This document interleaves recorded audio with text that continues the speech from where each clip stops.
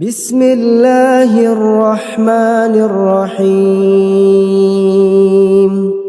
إذا زلزلت الأرض زلزالها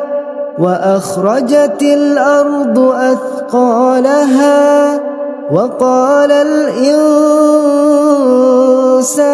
ما لها يومئذ تحدث أخبارها بأن ربك أوحى لها يومئذ